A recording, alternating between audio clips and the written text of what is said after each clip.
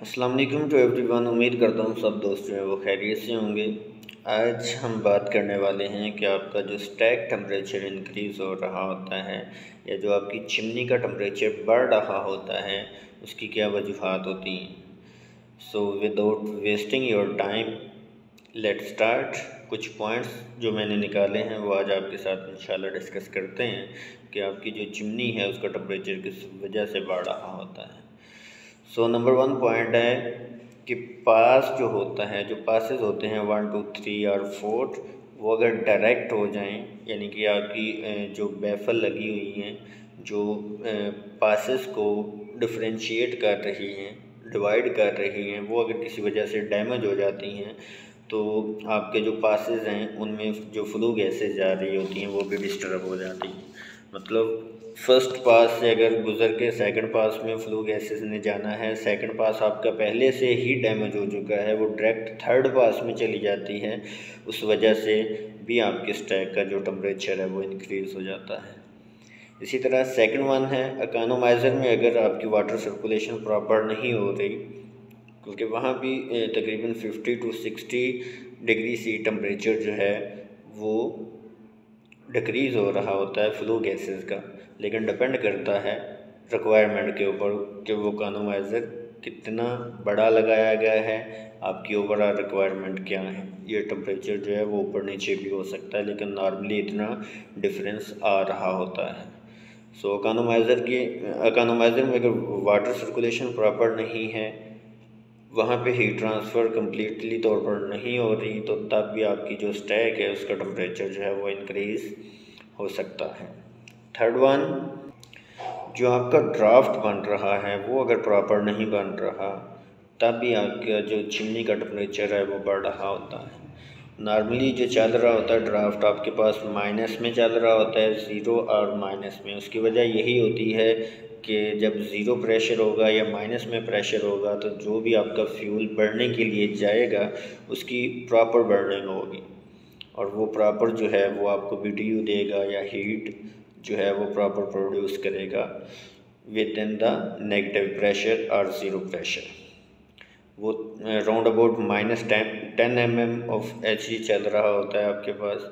इसी तरह fuel quantity जो है वो कितनी है, आपकी एयर फ्यूल रेशियो अगर सेम है, मतलब जो होनी चाहिए वही है, तो आपकी जो स्टैक का टेम्परेचर है वो इंक्रीज़ नहीं करेगा। लेकिन अगर आप फ्यूल की क्वांटिटी जो है वो ज़्यादा इस्तेमाल कर रहे हो और आपकी जो एयर है, जो बर्निंग के लिए एयर दे रहे हो, कंबस्चन के लिए एयर दे रहे हो, वो अगर प्रॉपर नहीं जा रही या कम जा रही है, तो आपका ओवरऑल जो स्टैक का टेम्परेचर है वो बढ़ जाएगा।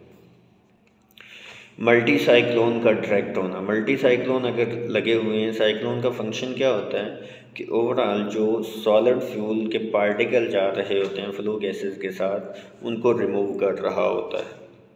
और वो अगर रिमूव ना किए जाएं तो क्या होगा, अगर रिमूव वो सॉलिड फ्यूल के पार्टिकल फ्लू गैसेस से सेपरेट ना किए जाएं तो आपके वो आईडी फैन से डायरेक्ट जो है वो हिट करेंगे।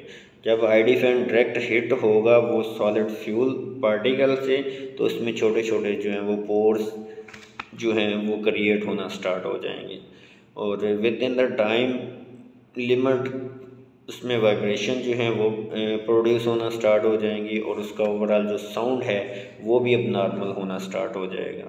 होगा क्या कि अगर 40% पे आपका जो आईडी फैन चल रहा है, अगर उसमें पोर्स बनना स्टार्ट हो गए हैं तो उसी 40% के ऊपर वो वाइब्रेशन करना भी स्टार्ट कर देगा, और ओवरऑल जो साउंड है वो भी थोड़ा अब नॉर्मल हो जाएगा मल्टी साइक्लोन के डैमेज होने की वजह से। सो इस वजह से भी आपका माइनर टेम्परेचर जो है वो इंक्रीज़ हो रहा होता है। नेक्स्ट पॉइंट की तरफ चलते हैं। नेक्स्ट पॉइंट में है ट्यूब में स्केलिंग जो पैदा हो जाती है एक दफ़ा, उस वजह से हीट ट्रांसफ़र रेट जो है वो ओवरऑल कम हो जाता है। जब आपका हीट ट्रांसफ़र रेट कम हो जाएगा, यानी कि जो आपका फ्यूल इस्तेमाल हो रहा है उसके प्रॉपर BTU आपके जो वाटर है उसको ट्रांसफ़र नहीं हो रहे, उस वजह से भी आपका टेम्परेचर जो है वो बढ़ जाएगा। ओवरऑल जो आपकी स्केलिंग हो रही होती है वो कैल्शियम और मैग्नीशियम के कार्बोनेट और बाइकार्बोनेट की वजह से हो रही होती है। अगर वही स्केलिंग कैल्शियम और मैग्नीशियम के कार्बोनेट और बाइकार्बोनेट की वजह से हो रही होगी तो उसको आप टेम्परेरी हार्डनेस बोलोगे। और अगर कैल्शियम और मैग्नीशियम के क्लोराइड्स और सल्फेट्स की वजह से आपकी स्केलिंग जो है वो प्रोड्यूस हो रही है तो उसको आप परमानेंट हार्डनेस बोलोगे। ये हार्डनेस की 2 टाइप्स हैं। उसके अलावा आपकी जो ट्यूब्स हैं उनके ऊपर अगर डस्ट जमना जो है वो स्टार्ट हो जाती है, वो उसको प्रॉपर जो है क्लीनिंग नहीं हो रही आपके बॉयलर की, मतलब एक जो टाइम पीरियड आपने रखा हुआ है कि 1 मंथ के बाद या 15 डेज़ के बाद या 45 डेज़ के बाद आपने उसकी क्लीनिंग करनी है, वो क्लीनिंग प्रॉपर नहीं हो रही, आपका हीट ट्रांसफर रेट जो है वो कम हो जाएगा। इस वजह से आपका स्टैक का जो टेम्परेचर है वो बढ़ जाएगा। बाज़ बॉयलरों में जो डस्ट पार्टिकल जम जाते हैं ट्यूब्स के ऊपर, उनको उतारने के लिए सूट ब्लोअर्स लगे होते हैं। सूट ब्लोअर्स में 2 तरह से हम जो है डस्ट पार्टिकल को ट्यूब्स के ऊपर से उतार सकते हैं, या तो हम एयर दे सकते हैं उसको, या फिर हम सुपर हीटेड स्टीम का इस्तेमाल करते हैं, जिस वजह से ट्यूब्स के ऊपर जो जमी हुई डस्ट होती है उसको उतार देते हैं। उस वजह से आपका हीट ट्रांसफ़र रेट जो है वो नॉर्मल हो जाता है और आपका ओवरऑल जो स्टैक में टेम्परेचर जा रहा होता है वो भी नॉर्मल हो जाता है। अगर हम गैस फायर्ड बॉयलर की बात करते हैं तो इसमें क्या होगा कि आपकी एयर फ्यूल रेशियो जो है वो डिस्टर्ब होगी।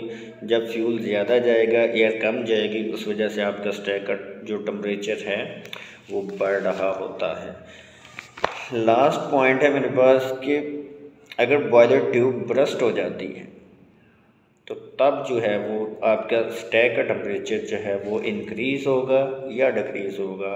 इसका आंसर आप मुझे कमेंट में देंगे। आज का यही हमारा लेक्चर था। मिलेंगे नेक्स्ट वीडियो में। अपना ख्याल रखिएगा, तो हमें याद रखिएगा। अल्लाह हाफिज़। पाकिस्तान जिंदाबाद।